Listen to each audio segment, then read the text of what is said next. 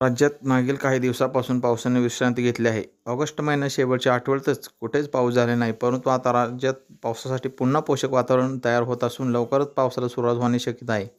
आजपासून पुढील 4 ते 5 दिवस राज्यातील बहुतांश जिल्ह्यात मुसळधार पाऊस होईल, असा अंदाज भारतीय हवामान विभागाने व्यक्त केला आहे. विदर्भ, मराठवाडा आणि उत्तर महाराष्ट्रात पाऊस होईल असा अंदाज व्यक्त करण्यात आला आहे. मुंबई शहरासह उपनगरात पावसाच्या सरी कोसळतील अशी शक्यता आहे. भारतीय हवामान विभागाने दिलेल्या अंदाजानुसार येत्या 72 तासात राज्यात जोरदार पावसाला सुरुवात होईल. 3 ते 5 सप्टेंबर या काळात पावसात जोरदार वाढ होणार आहे. बंगालच्या उपसागरात कमी दाबाचा पट्टा तयार झाला आहे. आता हा पट्टा मध्य भारताच्या दिशेने पुढे सरकू लागला आहे. त्याचा परिणाम म्हणून अनेक ठिकाणी पावसाला सुरुवात होईल असा अंदाज आहे. त्यामुळे राज्यातील विदर्भ, मुंबई उपनगर, मध्य महाराष्ट्र आणि मराठवाड्यातील जिल्ह्यांना पावसाचा इशारा देण्यात आला आहे. उत्तर महाराष्ट्रातील नाशिक, नंदुरबार, धुळे, जळगाव या जिल्ह्यात पाऊस होईल अशी शक्यता आहे.